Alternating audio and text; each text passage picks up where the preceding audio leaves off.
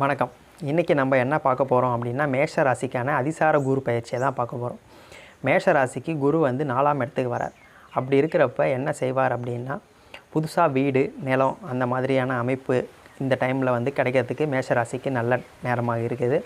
அதுவும் இல்லாமல் கார் அல்லது டூ வீலர் அது வாங்க நினைக்கிறவங்களுக்கு முயற்சி வந்து இந்த குரு பயிற்சி மூலிமா உங்களுக்கு வந்து அமையும்னு சொல்லலாம்.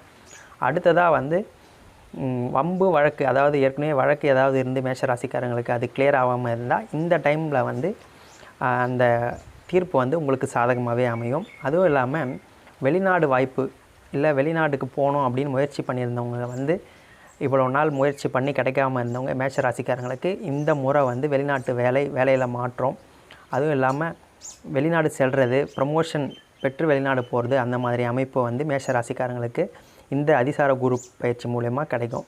அதுவும் இல்லாமல் வீட்டில் வந்து நல்ல காரியங்கள் நிறைய நடக்கும். அதனால் வந்து செலவுகள் அதிகமாக இருக்கும்னே சொல்லலாம். மேஷராசியை பொறுத்த வரைக்கும் வீட்டில் வந்து நல்ல காரியம் செய்கிறதுனால செலவுகள் வந்து அதிகரிக்கும். அதுவும் இல்லாமல் வர வருமானம் வந்து செலவுகள் அதிகரிக்கிறதுனால உங்களுக்கு பத்தாத மாதிரி ஒரு ஃபீலிங் இருக்கும்.